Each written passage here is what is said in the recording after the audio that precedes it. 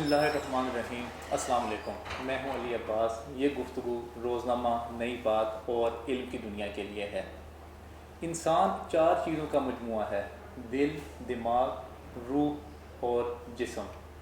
ان چاروں ایلیمنٹس کی خوراک بھی الگ الگ ہے۔ جیسے دل کی خوراک ہے پیار، محبت اور خلوص۔ روح کی خوراک ہے نیک کام کرنا اور عبادت کرنا۔ جسم کی خوراک ہے کھانا اور پینا۔ دماغ کی خوراک ہے علم حاصل کرنا۔ عموماً ہمارے معاشرے میں یہ سمجھا جاتا ہے کہ ڈگری لینے کو علم حاصل کرنا کہتے ہیں۔ ہم اس پہ آگے گفتگو کریں گے۔ آپ نے یہ عموماً دیکھا ہوگا، جو لوگ 50-60 سال کی عمر میں ہوتے ہیں وہ اکثر بیماریوں کا شکار ہوتے ہیں، اور وہ یہ شکایت کرتے ہوئے نظر آتے ہیں کہ ہمارے بچے اور ان کے بچے ہمارے پاس نہیں بیٹھتے۔ اس پہ ہم آگے گفتگو کریں گے۔ آج ہمارے مہمان ہیں اوریا مقبول جان صاحب۔ السلام علیکم سر۔ جی وعلیکم السلام۔ اور سر، میں اپنے گفتگو کا آغاز اس سے کرنا چاہوں گا کہ بزرگوں کے پاس بچے بیٹھنا کیوں کم ہو گئے ہیں؟ 2-3 چیزیں ہیں۔ ایک تو یہ ہے کہ ہمارے بزرگ جو ہیں اور بچوں کے درمیان انٹرسٹ کا فاصلہ آ گیا بہت بڑا۔ انٹرسٹ کا فاصلہ یہ آ گیا کہ بزرگوں کی جو دنیا تھی اور ہماری دنیا کے اندر ایک ریپڈ ڈیولپمنٹ ہوئی ہے، انوینشنس کی، ایجادات بہت زیادہ ہوئی ہیں۔ کہا جاتا ہے کہ 40,000 ایجادیں روز ہو رہی ہیں۔ آپ مطلب یہ ہے کہ اس وقت اگر آپ موبائل فون جو ہے آپ اٹھا لیں تو اس موبائل فون آپ سمجھیں گے کہ موبائل فون اس وقت جو ہے آپ کا سب سے لیٹسٹ ہے، لیکن ہو سکتا ہے کہ 4-5 اور لیٹسٹ اس وقت آ چکے ہوں۔ اسی طرح کمپیوٹر کی بات ہے، باقی چیزوں کی بات ہے۔ ہمارے جو بزرگ تھے، آج یہ جو 25-30 سال دنیا پہ گزرے ہیں، ایسے لگتا ہے جیسے دنیا کی وائنڈنگ اپ کا پروسیس بہت تیز ہو رہا ہے۔ جیسے آخری دور میں وائنڈنگ اپ سکڑنے لگی ہے، وائنڈنگ اپ، جیسے جو کام کرنے اب کرو، اب دنیا کا معاملہ ختم ہوتا ہے۔ تو ایک تو یہ ہے کہ بچوں کے انٹرسٹ بہت زیادہ۔ بچے دیکھیں، آپ ایک گھر کے اندر سارے کے سارے پریزنٹ ہوتے ہیں۔ باپ بھی ہوتا ہے، بیٹا بھی ہوتا ہے، بیٹی بھی ہوتی ہے، ماں بھی ہوتی ہے، دادا بھی ہوتا ہے۔ دادا اگر اخبار پڑھ رہا ہے یا کوئی ٹی وی پروگرام دیکھ رہا ہے تو بیٹی جو ہے وہ موبائل کے اوپر کسی کی جگہ بات کر رہی ہوتی ہے، اور بیٹے نے کمپیوٹر کھولا ہوتا ہے، اور ماں کو ہے اس میں کوئی اور اس کا انٹرسٹ ہوتا ہے، یا باپ بھی کسی حد تک ماں کسی حوالے سے گفتگو کا۔ تینوں جنریشنز کا ایک فرق آ گیا ہے، بہت زبردست قسم کا۔ اس میں ایک اور خرابی جو آئی ہے وہ یہ آئی ہے کہ میری جو جنریشنز تھی اس نے کہانیاں انہیرنٹ کی تھیں اپنے والدین سے، اس نے آگے انہیرنٹ نہیں کی۔ میری جنریشن تک ٹوٹ بٹوٹ کا کردار موجود تھا، میری جنریشن تک باقی چیزوں کا کردار موجود تھا، لیکن اب وہ معاملہ جو ہے ختم ہو گیا۔ تیسری اور چیز یہ آئی ہے کہ گزشتہ 20-25 سال کے اندر پاکستان کے اندر یہ المیہ سب سے زیادہ ہوا ہے۔ اس کی ایک وجہ یہ ہے کہ پاکستان پہ ایک بے زبان قوم کے طور پر ڈیولپ ہو رہی ہے۔ ہم ارلی مارننگ بچے کو بھیجتے ہیں، گھر سے وہ ساگ کھا کے جاتا ہے، پراٹھا کھا کے جاتا ہے، گھر میں وہ والدین کو نماز پڑھتے ہوئے بھی دیکھتا ہے اگر وہ دیکھ رہا ہوتا ہے، گھر کے اندر اس کو اذان کی آواز بھی آتی ہے، لیکن اسکول کے اندر وہ ایک بالکل ڈفرینٹ کلچر پڑھتا ہے۔ وہ پڑھتا ہے چرچ کے بیل ٹول کر رہے ہیں، وہ ڈبل روٹی دیکھتا ہے، وہ اس کے بعد کرسمس ٹری دیکھتا ہے، وہ اس کے بعد سانٹا کلاس دیکھتا ہے۔ یہ ساری کہانیاں اس کو اور طرح کی پڑھائی جاتی ہیں۔ شدید گرمی کے اندر سے وہ لاہور شہر سے جاتا ہے اور 7 ڈوارف اور سنو وائٹ کی کہانیاں پڑھتا ہے۔ ہم اس کو ایک بے زبان اور ایک غیر محسوس طریقے سے ایک دوسرے کلچر کے امیجز اس کے دماغ میں بنائے جا رہے ہیں۔ کریکولم میں کوئی ہمارا کریکولم دنیا میں اس سے زیادہ فضول کریکولم کسی ملک کا نہیں، ایون ہندوستان کا بھی نہیں۔ گورنمنٹ کے سکولز میں وہ لوگ ہیں کہ جو آپ کو میٹر نہیں کرتے، نہ وہ میڈیا کو میٹر کرتے ہیں، نہ وہ پاکستان کو میٹر کرتے ہیں، نہ وہ کسی اور کو میٹر کرتے ہیں۔ اگر وہ میٹر کر رہے ہوتے تو گورنمنٹ سکولز کی طرف توجہ دی جاتی۔ آپ میڈیا کا کوئی ایک بندہ بھی آج مجھے بتائیے کہ گورنمنٹ سکول کے سیلیبس کے اوپر ڈسکس کرتا ہو۔ گورنمنٹ سکول کے بچوں کو آپ اپنے ٹی وی ٹاک شوز میں بلاتے ہوں، گورنمنٹ سکولز کے بچوں کو آپ نے کبھی ٹی وی کے ٹاک شوز کے اندر کبھی عام آڈینس کے طور پہ بلایا؟ Never ever. پرسنالٹی کی ویک ہونے کی وجہ سے نہیں، پرسنالٹی کی ویک کی سوال وہاں بھی ہو سکتے ہیں، اپرچونیٹی آپ نہیں دیتے، اس لیے کہ you are promoting different corporate culture. اور اس کارپوریٹ کلچر میں آپ کو ایک ایسی خاتون چاہیے جو کہ برگر کھاتی ہو، جو کہ پیزا کھاتی ہو، جو کہ لپسٹک یوز کرتی ہو، کپڑے چھوٹے پہنتی ہو، یہ سارے. تو آپ میڈیا بیسیکلی سیل کرتا ہے، اس لیے یہ سارے کا سارا ہو رہا ہے. اچھا، اور ایسا آپ کا جو علمی سفر ہے اس میں اقبال کا جو کریکٹر ہے وہ بڑا ایک ڈومیننٹ نظر آتا ہے، اس کی کیا وجہ ہے؟ اصل میں میرے والد کے گھر میں کتابیں کافی تھیں، لیکن 2 کتابوں کی انہوں نے مجھے کہا تھا کہ یہ پڑھنا، زندگی بھر کبھی تم جو ہیں بھٹکو کہ نہیں. ایک مسدس حالی اور ایک اقبال کی کتابیں جو ہیں. تو بانگ ذرا، بال جبریل، یہ چیزیں ضرب کلیم وغیرہ جو ہے، اور مغانہ اجاز کا اردو کا، یہ تو میں نے میٹرک سے پہلے پڑھ لی ہوئی تھی، بلکہ بہت ساری چیزیں مجھے حفظ تھیں. اور پھر اقبال کے ساتھ میرے والد کا بھی ایک بہت شدید گہرا روحانی سا تعلق تھا. اس وجہ سے اقبال کی شاعری ایسی چیز ہے کہ جو اوور پاورنگ ہے. آپ پورے 200 سال کی جو اردو کی ہسٹری دیکھ لیں لٹریچر کی، نہ اقبال سے پہلے کوئی اقبال ہے، نہ اقبال کے بعد کوئی اقبال ہے.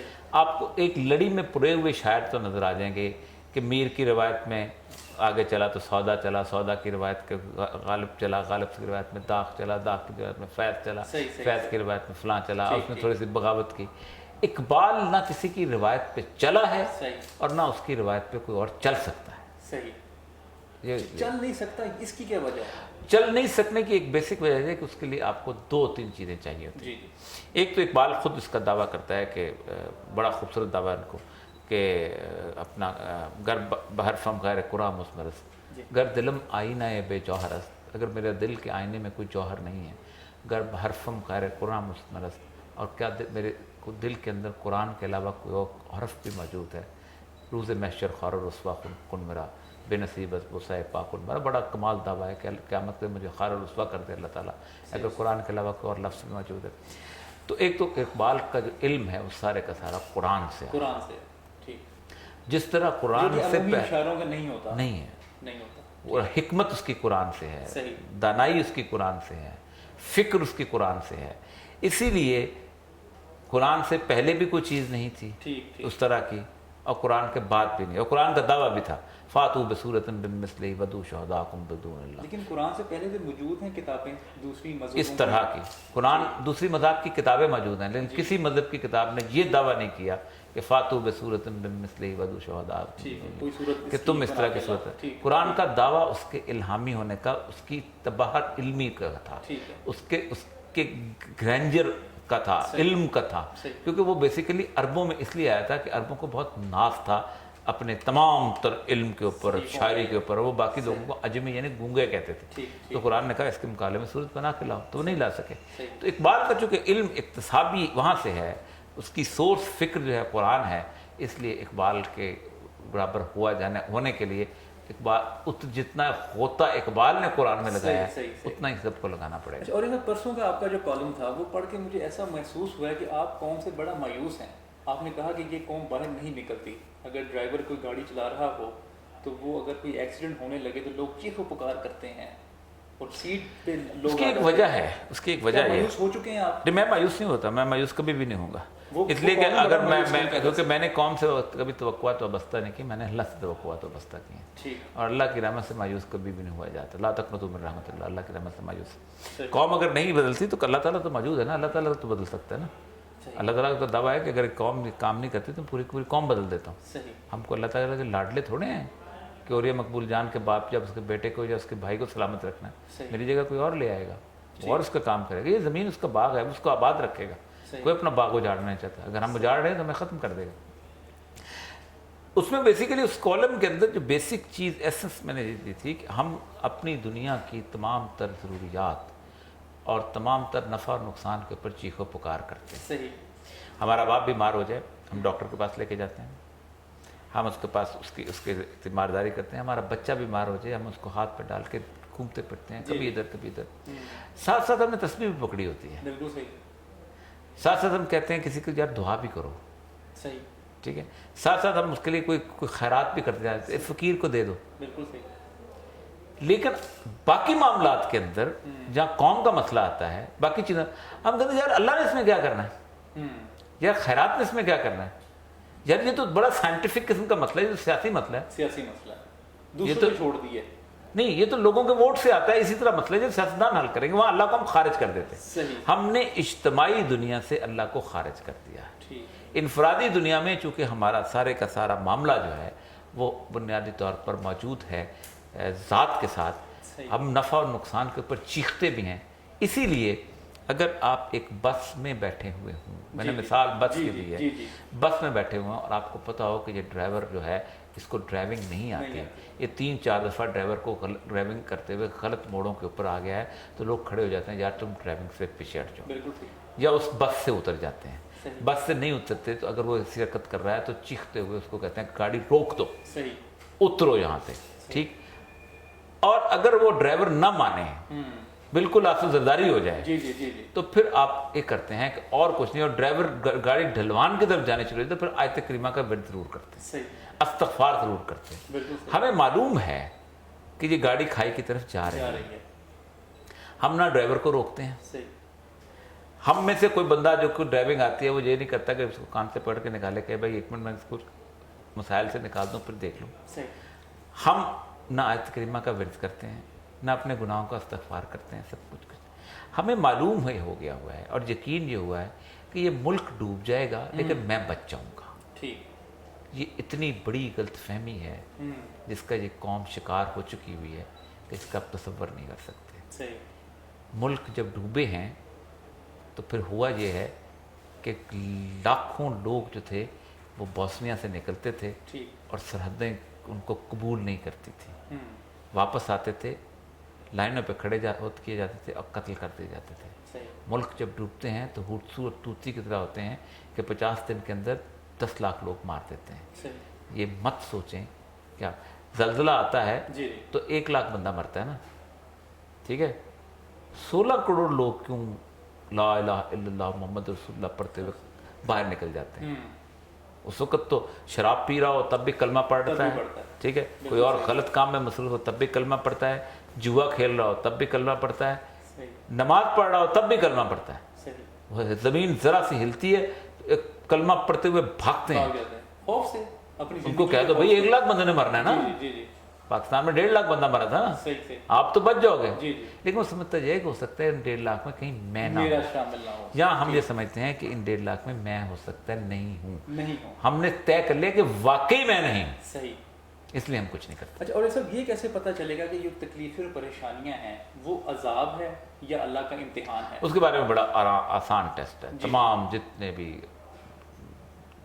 ولی ہیں, تمام جتنے بھی عالم ہیں, تمام وہ کہتے ہیں کہ جو مصیبت آپ کا رجوع اللہ کی طرف کرتے وہ ہے آزمائش, اور جو مصیبت آپ کو اللہ سے دور کر دے وہ ہے عذاب. ٹھیک, بالکل ٹھیک. اچھا, جو آپ میرا جو سب سے زیادہ جو آج کا جو ملنے کا جو آپ سے شوق جو تھا وہ یہ تھا کہ آپ نے ایک سود کے خلاف جو مہم چلائی ہوئی ہے اس کے بارے میں آپ اپنا کیوں نہیں کوئی ایسا بینک بناتے تھے جو دینار اور درہم کی بیس پہ ہو؟ اور دینار اور دینر سے کیا فرق پڑے گا؟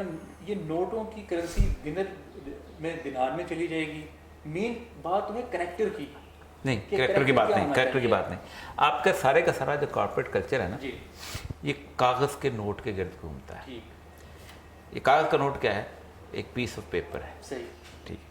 یہ پیس آف پیپر ڈٹرمن کرتا ہے کہ آپ نے کیا کیا چیزیں خریدنی ہیں. یہ شروع ہوا تھا گولڈن برگ کے جوس تھے وہاں پر اس میں لندن شہر میں, ان کے پاس وہ ایک بندہ 1 تولہ سونا رکھتا تھا. وہ کہتا کہ مجھے ایک نوٹ دے دو, پرومزری نوٹ کہتے تھے اس کو. وہ کہتا ہے اس کا 1 تولہ سونا ہے اور میں یہ بندہ جو ہے اتنے خریدا فروخت کر سکتا ہے. اس کے بعد ہوتا یہ ہے کہ لوگوں نے کہا تھوڑے سے پیسے اور لے لو, تم 2 تولے کے نوٹ دے دو. اس پہ پھر انہوں نے اس طرح کرنا شروع کیا اور اس حد تک بڑھ گئے کہ انہوں نے ملکہ برطانیہ کو بھی اپنا مقروض کر لیا. پھر وہ ایک دن بینک آف انگلینڈ کا چارٹر لے کے گئے اور بینک آف انگلینڈ کے چارٹر کے طور پہ انہوں نے پیش کر دیا کہ یہ جناب حاضر. انہوں نے سائن کر دی مقروض. ملکہ نے کیا کرنا تھا؟ دنیا کے اندر یہ تصور کر لیا گیا ہے کہ آزادی کا علامت یہ ہے کہ آپ کی اپنی کرنسی ہو. قائد اعظم کی تصویر ہے, گاندھی کی تصویر ہے, ہماری آزادی. اب یہ کیا ہے؟ یہ کرنسی کا دھندا دیکھیں کیا ہے کہ میں نے 10 ارب روپیہ خرید لیتا ہوں, 10 ارب ڈالر جا کے لیتا ہوں. کیوں لیتا ہوں؟ بازار سے خریدتا ہوں اس لیے کہ میں نے इतने बैरल तेल खरीदना है। सही। आप भी 50 अरब डॉलर खरीद लेते हैं, तो मैंने इतने बैरल तेल खरीदना है। ठीक। ये 60 अरब डॉलर जो हैं जी। ये 1 लाख डॉलर में छप जाते हैं। ठीक है, इसकी जो कॉस्ट है, प्रिंटिंग कॉस्ट जो है। ठीक। अमेरिका के पास एक कतरा तेल नहीं है। सही। तेल किसका? अरब का। अरब का, मुसलमान का। मुसलमान का। ठीक है। सही। और कमाई कौन कर रहा है? अमेरिका। अगर अरब ये कहें जी। कि मुझे नहीं, $1 नहीं, मुझे $1 के मुताबिक सोना दो, हाँ। तो अमेरिका कहाँ से सोना खरीदेगा? पहले खरीदेगा ना, खरीदेगा। उसके बदले में गंदम देगा ना, एग्जैक्टली। उसके बदले में अपनी मशीनरी देगा ना, उसके बदले में अपने जहाज देगा ना। रसूलुल्लाह सल्लल्लाहु अलैहि वसल्लम ने ये कहा था कि एक बड़ी नौ इंसान पर एक वक्त ऐसा ज़रूर आएगा कि उसने दिरहम और दिनार के अलावा कोई और तरीके का नहीं रहेगा। सही। रसूलुल्लाह सल्लल्लाहु अलैहि वसल्लम के ज़माने में एक बकरी 1 दिनार की थी। ठीक। बकरी आज भी 1 दिनार की है, बाकी सब दरदारी का नोट है, ठीक। जो कागज़ है आपने छापा हुआ। सही। अब ये वो चक्कर है जिस चक्कर में आपको कहते हैं तुम गरीब के बच्चे हो, तुम्हारे डॉलर की रुपए की कोई कीमत नहीं, मैं अमीर हूँ, मेरे डॉलर की कीमत है। ठीक है। आज अगर तेल की बजाय आप सोना डिमांड कर लें, अमेरिका के डॉलर जो है वो पाकिस्तान के रुपए से भी कम हो जाए। ठीक है। क्योंकि अमेरिका ना सोने के कैसेट बेचता है, ना टीवी बेचता है, ना गाड़ियाँ बेचता है, ना कुछ और बेचता है, कुछ नहीं बेचता अमेरिका। अमेरिका से कुछ नहीं देते। आपकी मेड इन यूएस से कोई चीज़ आपकी जेब में इस वक्त नहीं होगी। ठीक ठीक ठीक ठीक। आर्मी की एस्टेब्लिशमेंट में तो होगी, मिसाइल तो होगा, बाकी लेकिन ये पेन भी नहीं होगा, ये मोबाइल भी नहीं होगा, ये कैमरा भी नहीं होगा, कोई ज़रूरत की चीज़ अमेरिका नहीं बेचता। अमेरिका क्या बेचेगा कि मैं उसको डॉलर खरीदूंगा? लेकिन और सब ये जो कहा जाता है कि जितने आपके पास गोल्ड के रिजर्व होंगे उतना ही आप नोट छाप सकते हैं, वो ये 1971 तक था। अच्छा। 1971 में था, गोल्ड इक्विवेलेंस था। ठीक है। 71 में जिस वक्त अल्लाह ताला उनको जन्नत नसीब करे, फैसल ने oil as a weapon use किया था। जी जी। जब लाइनें लग गई थी तो उन्होंने एक सारे बैंकर्स इकट्ठे हुए थे, तो उन्होंने कहा था नहीं, गोल्ड कांस्टेंट नहीं होना चाहिए, goodwill of the country is important. ठीक है। ये गुडविल क्या है? गुडविल ये है कि आप एक बैंक का कंसोर्शियम, IMF वर्ल्ड बैंक तय करती है कि इस मुल्क की GDP GNP क्या है, उसके मुताबिक कहते हैं तुम्हारे रुपए की ये वैल्यू है, तुम्हारे इसकी ये वैल्यू है, तुम गुल्लू के पट्टे गरीब हो, हम अमीर हैं। सारे कंसोर्शियम सारा मिलके। अच्छा, बड़े सगीर के लोग जो हैं वो कभी खुशहाल रहे? कभी होंगे? बहुत ज़्यादा खुशहाल रहे। किस बड़े सगीर के लोग जो हैं 1857 तक बहुत खुशहाल थे। ठीक है। बड़े सगीर की जो ट्रेड बैलेंस था वो अमेरिका बरतानिया के साथ, बरतानिया सबसे बड़ी पावर थी ना, बरतानिया के साथ तकरीबन ये था कि अगर हम 200 रुपये की चीज़ें बाहर बेचते थे तो 50 रुपये की लेते थे। ठीक है। ये 100 और चीज़ें यहीं से जाती थी। बरसगीर के बारे में जो उसकी याददाश्तें हैं, और जो लॉर्ड मैकॉले था वो कहता है कि पूरे बरसगीर में एक फ़कीर नहीं था और एक चोर नहीं था। अवाम खुशहाल थी, अवाम इंतहा के खुशहाल। 400 कॉलेजेस का जिक्र करता है सिर्फ ठट्ठे के अंदर। 1912 की सेंसस रिपोर्ट ये कहती है कि यहाँ की लिटरेसी रेट जो था ये 97% था। इसलिए जब कोई गोरा मुझे कहता है ना कि तुम्हें इल्म की जो है वो कोशिश करनी चाहिए, तो मुझे हजम नहीं होती बातें जी। इसलिए कि 97% को लेके 12% पे वो लिटरेसी रेट छोड़ के गया है इस मुल्क के अंदर। ठीक है। इस 1757 से लेके 1781 तक 31 साल बरसगीर में मुसलमानों के तमाम मदरसे बंद कर दिए गए थे। कोई कॉलेज, कोई स्कूल, 32 साल इस कौम को इल्म से महरूम रखा है अंग्रेज ने। उसके बाद कहीं आके पहला मदरसा जो है कलकत्ता में खुला है, दीनी मदरसा पहला जो है अंग्रेज ने खोला है यहाँ पर। मुसलमानों का कोई दीनी मदरसा नहीं था, एक ही मदरसा था जिसमें दीन की भी तालीम थी और दुनिया की भी तालीम थी। सही। अच्छा, आपकी जो सारी जदोजहद है, इल्मी सफ़र है, इसमें आपकी ज़िंदगी में आप क्या समझते हैं, आपकी क्या अचीवमेंट है? कोई अचीवमेंट नहीं यार, अगर अल्लाह ने क़यामत के दिन कबूल कर लिया तो बहुत अचीवमेंट है, वरना कुछ भी नहीं है। सही है। अच्छा, आप ये समझते हैं ये दिरहम और दिनार वाला जो फ़लसफ़ा है, इसको अडॉप्ट करके मुसलमानों पे अरूज आ सकता है? देखिए, नॉट सिर्फ मुसलमानों के जी, आप 12 जुलाई की अखबार उठाएं सारी दुनिया जी, इस वक्त दुनिया में सबसे बड़ा क्राइसिस जो आ रहा है यूरोप में, कहाँ आ रहा है? यूनान में आ रहा है। ठीक। 3 शहर यूनान के हैं, उन्होंने कहा है कि हम ये कागज़ नहीं एक्सेप्ट करते तुम्हारा। ठीक है। तुम मुझे जूते के बदले में अपनी पुरानी शर्ट दे दो, मैं तुम्हें जूता बेचने को तैयार हूं। बार्टर सिस्टम जो पुराना था, सोना दे दो, कुछ दे दो, पैसा मैं नहीं लेता। सही। یوٹا اسٹیٹ ہے، انہوں نے آج سے 6 مہینے پہلے درہم اور دینار یعنی گولڈ اور سلور کوائن کو کرنسی لیا، کانسٹیٹیوشنل ریٹ ہوئی وہاں پر اس وقت۔ آپ کی ٹوٹل سیونگز جو ہیں کنورٹ ہو رہی ہیں گولڈ کے اندر، پیپل ڈونٹ بلیو ان دس، اس لیے کہ آپ نے ایک آرٹیفیشل نوٹ اتنا چھاپ دیا ہے کہ دنیا اس وقت کلیپس کے اوپر ہے۔ 14 ٹریلین ڈالر جو ہے وہ امریکہ کا قرضہ ہے ٹھیک ہے، اکیلے۔ دنیا کا ٹوٹل ٹریڈ کا جو حجم ہے وہ 4 ٹریلین ڈالر ہے۔ ٹھیک ہے، اس کا مطلب یہ ہے صرف امریکہ نے دنیا کی پوری تجارت سے 10 ٹریلین ڈالر زیادہ نوٹ چھاپے ہیں۔ امریکہ اپنا ٹوٹل قرضہ اگر اتارنا چاہے تو اس کو 3 صدیاں لگتی ہیں، نہیں اتار سکتا۔ یہ کیا ہے؟ یہ کاغذ ہے، یہ کاغذ میں نے اور آپ نے چھاپا ہے، اور یہ 1901-2 کے بعد چھپنا شروع ہوا ہے، اس سے پہلے نہیں آتا تھا۔ اور یہی وجہ ہے کہ اس کاغذ کے نوٹ کے اوپر جب 3 لوگوں نے کام کرنا شروع کیا تو تینوں اڑ گئے۔ نجم الدین ارب خان نے شروع کیا، گورنمنٹ ٹاپل کروا دی گئی۔ مہاتیر محمد نے کیا، اس کو ہیرو بنا کے آؤٹ کر دیا گیا۔ قذافی نے افریقن یونین کو لے کیا، قذافی کا وہ حشر کیا گیا کہ ساری دنیا کے سامنے مثال بنا دی گئی۔ But it has to be done, کوئی اور راستہ رہ نہیں گیا۔ اب یہ تحریک پریکٹیکل لگتی ہے کامیاب ہوتے ہوئے؟ دیکھیں پاکستان کے اندر تو پریکٹیکلی ہو چکی ہوئی ہے۔ اچھا، لوگ اس وقت دبئی جاتے ہیں۔ جی، میں خود آج سے 4 سال پہلے میں نے ایک لون لیا تھا ہاؤس بلڈنگ کا، اپنے دفتر کا جو ملتا ہے، میں نے 4.5 لاکھ روپے کی میں نے ایک گولڈ بار خریدی تھی۔ ٹھیک، میری بیٹی کی پچھلے سال شادی تھی، صحیح، ٹھیک ہے، صحیح، میں نے وہ 12,70,000 کی بیچی ہے۔ صحیح۔ دنیا کا کوئی بینک 4 سال میں اتنا 8.5 زیادہ لاکھ منافع نہیں روپے دے سکتا۔ کیوں؟ صحیح۔ وجہ اس لیے کہ یہ کاغذ کے نوٹ نے گرنا ہی گرنا ہے۔ صحیح، ہمیں کبھی بھی منافع کی ضرورت نہیں ہوتی اگر پوری دنیا سونے کا سکہ استعمال کر رہی ہوتی۔ ہم نے فائدے میں رہنا ہی رہنا ہے، اس لیے کہ آپ کے نوٹ کے اوپر ذلت آنی ہی آنی ہے۔ آپ نوٹ چھاپو گے تو اللہ تلے کرو گے، آپ نوٹ چھاپو گے۔ اس لیے پاکستان میں 88% لوگ بینک کا رخ نہیں کرتے۔ پاکستان میں تو یہ تحریک کامیاب ہونے کا، مجھے نہیں ہوں گے تو وہ لوگ جا کے عورتیں زیور خریدیں گے، عورتوں کا زیور خریدیں گے، نہیں تو بار خریدیں گے، اور نوٹ پہ اب کوئی بلیو کرنے والا نہیں رہ گیا۔ ٹھیک ہے، ملا عمر کو کیسا لیڈر آپ سمجھتے ہیں؟ ملا عمر مطلب میں تو اس کو افغانستان کی 200 سال کی تاریخ کے اندر واحد لیڈر سمجھتا ہوں جس نے امن قائم کیا۔ 200 سال ہو گیا نا افغانستان بنے۔ افغانستان احمد شاہ ابدالی نے علیحدہ کیا تھا۔ احمد شاہ ابدالی سے لے کے اب تک کوئی ایک پیسفل دور کے ایک عورت جو ہے وہ قندھار سے چلتی ہے، زیور سے لدی پدی کابل تک پہنچتی ہے، اور اس کو کوئی مطلب کچھ نہیں ہوتا۔ وہ ملا عمر کا دور تھا، 97% پاپی سپلائر تھا، ٹھیک ہے، افغانستان گیا تھا۔ آپ نے کمبوڈیا میں ہیلی کاپٹر چلائے، آپ نے جناب اس کے بعد لاؤس میں کیا آپریشن، آپ نے تھائی لینڈ میں کیا آپریشن، آپ نے کمبوڈیا میں کیا، آپ نے کوکین کے نام کے اوپر آپ